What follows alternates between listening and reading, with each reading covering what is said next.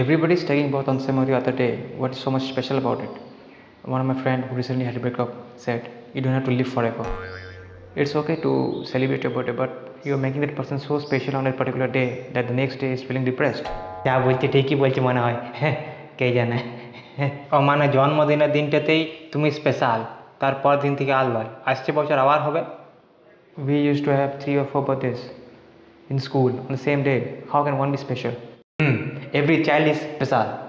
There was a film called Main Prem Ki Deewani Hu, which clearly states that if you and your partner share same birth dates, likes, dislikes, but still may not meet for each other. True true true true. আমার আর একটা সেলিব্রিটির জন্মদিন একই দিনে।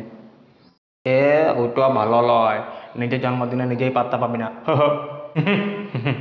তোমার জন্মদিন তো এবছর কালী পুজোতে পড়েছে, পার্টি দিতে হবে, পার্টি। জন্মদিনটা যদি কালী পুজোর দিন পড়েছে তাহলে এক কাজ করবি, মায়ের কাছে আমার নামে পুজো দিয়ে পরে খিচুড়ি খেয়ে নিবি, মচ্ছা পচে সেই দিন পার্টি লিবি এক।